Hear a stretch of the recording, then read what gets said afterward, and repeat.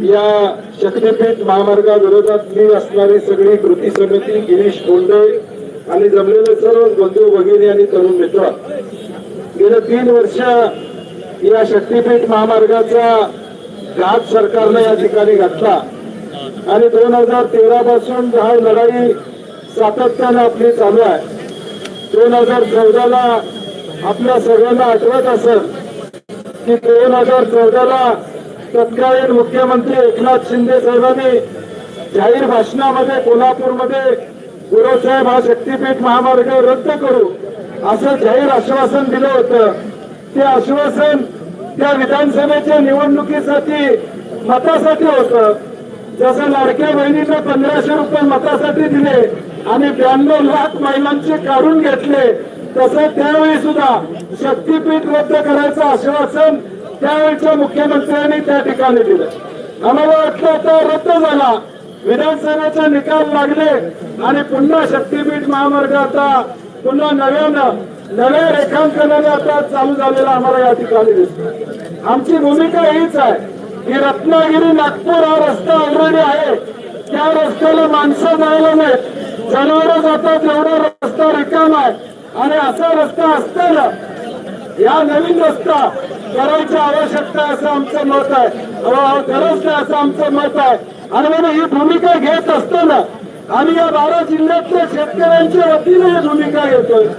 आज परभणीला मी जाऊन आलो, हिंगोलीला गेलो होतो मागच्या वर्षी, राजू शेट्टीची परवा या ठिकाणी जाऊन आले, पण सोलापूरला आम्ही मेळावा घेतला. एकही जिल्हा असा नाही तिथे ज्या ठिकाणी या शेतकऱ्यांनी कुणी विरोध केलेला नाही. सर्व जिल्ह्यांमध्ये यांना विरोध आहे. एका बाजूला या ठिकाणी कर्मचाऱ्यांचे पगार करायला या सरकारकडे पैसे नाहीत, संजय गांधी निराधारचे पैसे यांना महिन्याला देता येणार आणि दुसऱ्या बाजूला एक आलेले नाहीत ना, मिळतच नाही. एका बाजूला संजय गांधी निराधारचे पैसे मिळत नाहीत, एका बाजूला 1,10,000 कोटी खर्च करायची भाषा हे सरकार या ठिकाणी करतंय आणि म्हणून आमचा विरोध आहे. तो गरज नसलेला हा महामार्ग रद्द करावा ही आम्हा सगळ्यांची भूमिका आहे. आणि पैसे जास्त झाले असतील तर आमची सरकारला विनंती आहे, 500 कोटी रुपये छत्रपती शिवाजी महाराजांच्या गड किल्ल्याला द्या. बरोबर आहे ना? बरोबर. 500 कोटी रुपये गड किल्ल्याला द्या. या राज्यामधल्या 22,000 ग्रामपंचायतींना जैन पेन्शन 1-1 कोटी रुपये द्या. निदान गावातले रस्ते व्यवस्थित या ठिकाणी होते, निदान गावातले रस्ते व्यवस्थित होते. या महामार्गाला जोडणारे हायवे तिथले खड्डे या ठिकाणी भरायचं काम करा. 1,10,000 कोटी खर्च कसा करायचा हा तुमच्या पुढे प्रश्न असेल तर आमच्याकडे माजी अर्थमंत्री आहेत, आम्ही तुम्हाला सुचवू काय करायचं. लईच पैसा तुमच्याकडे जास्त झाला असेल तर सांगलीचा वाद तुम्हाला सुचवेल काय करायचं. आणि म्हणून पैसा 1,10,000 कोटी कशाला म्हणतात, 1,10,000 कोटी एका रस्त्यासाठी, एका 5 कॉन्ट्रॅक्टरांसाठी. कुणाचं तरी सिमेंट कापलं पाहिजे, कुणाचा तरी कॉन्ट्रॅक्टरला कॉन्ट्रॅक्टर मिळाला पाहिजे, यासाठी हा रस्ता आहे. हा शेतकऱ्यासाठी नाही, वाहनधारकासाठी या ठिकाणी नाहीये. आणि म्हणून आमचा विरोध, प्रामाणिक विरोध शेतकऱ्यांचा या ठिकाणी आहे. माझी आपल्या सगळ्यांना विनंती आहे, आता सरकारनं एजंट सोडलेल्या गावागावामध्ये तुमच्याकडे जर माणूस आला, तुझी जमीन दे, तुला एवढे पैसे मिळणार आहेत, तर वर्षाचं त्याला 10% कमिशन आहे. किती टक्के? 10% त्याला मिळणार आहे.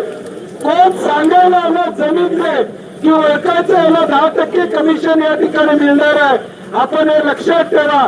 जो माणूस तुमच्याकडे जमीन द्या म्हणून गावातला येईल, गावकीतला येईल, सरपंच येईल, पुढारी येईल, लक्षात ठेवायचं त्याला 10% मिळालं आहे. हे लक्षात ठेवा. आणि मग ताकदीनं उद्याच्या भविष्यकाळात योजना चालू होणार आहेत. या योजनेला विरोध करण्याची भूमिका आम्हा सगळ्यांची असणार आहे.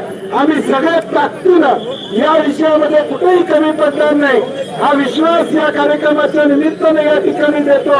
आणि राजू शेट्टी साहेब आणि जयंत पाटील साहेबांची परवानगी घेतो की उद्या राहुल गांधींचा पुण्यामध्ये कार्यक्रम असल्यामुळं मला त्या ठिकाणी तिथं जायचंय, त्यामुळे परवानगी घेतो आमचे सहकारी विश्वजित कदम यांचाही याला पाठिंबा आहे, परंतु त्यांच्या घरामध्ये एक दुःखद घटना घडल्यामुळे आज रक्षा विसर्जन असल्यामुळे ते येऊ शकले नाही, तरी त्यांचाही पाठिंबा या आंदोलनाला निश्चितपणे आहे एवढी ग्वाही देतो आणि माझे दोन शब्द संपवतो. जय हिंद, जय महाराष्ट्र.